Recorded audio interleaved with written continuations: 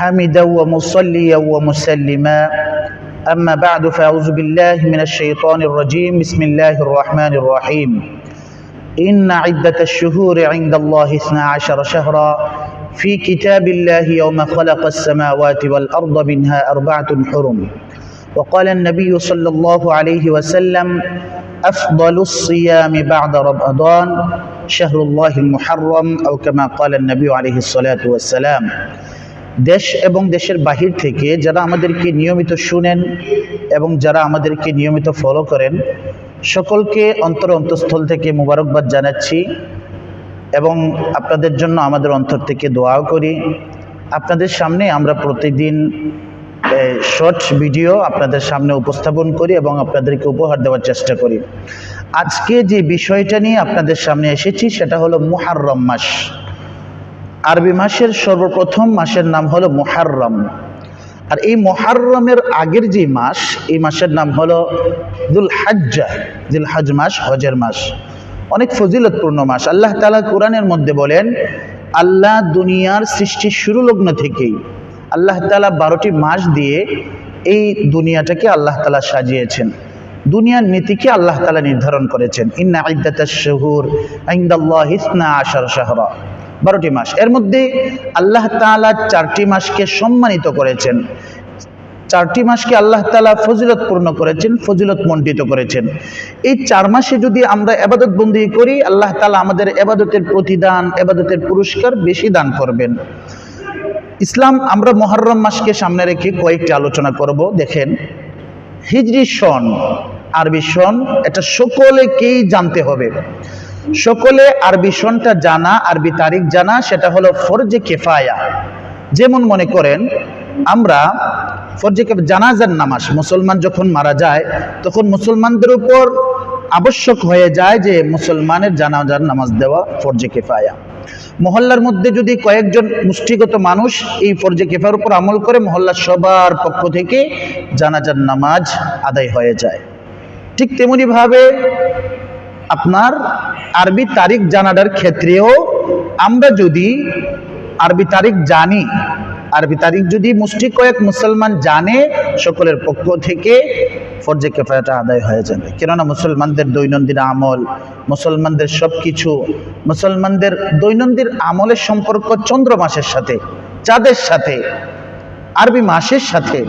যেমন মনে করেন আপনি রজব মাসের 29 তারিখ আপনি সন্দেহভাবে আপনি রোজা রেখে ফেলেছেন, কিন্তু আপনি যদি রজব মাসের 29 তারিখ রমজানের চাঁদ উঠে গেছে, আপনি 30 তারিখ গিয়ে রোজা রাখলেন, 30 তারিখ পর্যন্ত রজব মাস গণনা করলেন, 1 তারিখ থেকে রোজা রাখা শুরু করছেন, কিন্তু চাঁদটা দেখা গিয়েছে 29 তারিখে, আপনার একটা রোজা রাখা হলো না। আপনার একটা রোজা পুরোপুরি ভাবেই আপনি একটা রোজা রাখতে পারলেন না, রোজা রাখার সব থেকে মাহরুম হলেন, গুনাহগার হয়ে গেলেন। ঠিক তেমনি ভাবে আমরা দেখেন 29 তারিখ যদি চাঁদ দেখা যায়, আপনি যদি 30 তারিখ থেকে রোজা না রাখেন তাহলে আপনি একটা রোজা তরক করার গুনাহগার হয়ে গেলেন। আবার 29 তারিখ থেকে রোজা রাখা শুরু করে দিলেন, 30 তারিখ 1 তারিখ ধরে আপনি 29 তারিখ থেকে রোজা রাখা শুরু করলেন। এখন কিন্তু আপনি এক রোজার সব পাইলেন না, রোজা রাখলেন ঠিক, কিন্তু ঠিক মতো আদায় হলো না, সব থেকে আপনি মাহরুম হয়ে গেলেন। ওকুফে আরাফা যারা হজ করেছেন আপনারা জানেন, ওকুফে আরাফা করা হজের ক্ষেত্রে হলো হজ সহি শুদ্ধ হওয়ার জন্য ওকুফে আরাফা করতে হয়। যে ব্যক্তি ওকুফে আরাফা করে নাই তার হজটাই হয় নাই। সেজন্য ওকুফে আরাফা আপনি যদি 8 তারিখ করেন, চন্দ্রমাস হিসাব না করে আপনি যদি 8 তারিখে ওকুফে আরাফা করেন তাহলে আপনার ওকুফটা সহি শুদ্ধ হলো না, আপনি গুনাহগার হয়ে গেলেন, আপনার হজটাও হলো না।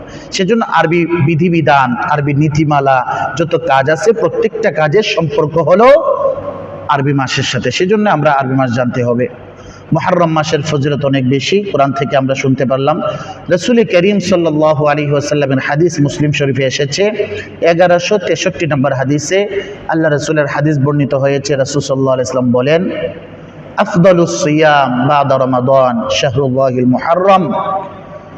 রমজান মাসের রোজার পরে আল্লাহ তাআলার কাছে সবচেয়ে ফজিলতপূর্ণ রোজার নাম হলো মুহররমের রোজা।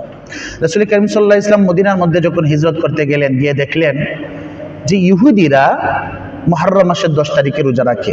রাসূল তাদেরকে প্রশ্ন করলেন, তারা উত্তর দিল, ইয়া রাসূলুল্লাহ, আল্লাহ তাআলা এই দিনে হযরতে মূসা আলাইহিস সালাম আমাদের নবীকে ফেরাউনের কাছ থেকে আল্লাহ তাআলা রক্ষা করেছিলেন, এর শুকরিয়াতান আমরা কি করি, 10 তারিখের রোজা রাখি। রাসূল করিম সাল্লাল্লাহু আলাইহি ওয়াসাল্লাম বলেন, নাহনু আহাক্কু বিমূসা মিনকুম ফাসামাহু ওয়া আমারা বিসিয়ামিহি। রাসূল সাল্লাল্লাহু আলাইহি ওয়াসাল্লাম বলেন, আমি তো মূসার জন্য শুকরিয়াতান রোজা রাখার ক্ষেত্রে আমি তো তোমাদের চাইতে বেশি হকদার, আমিও নবী, তিনিও নবী ছিলেন, ঠিক না?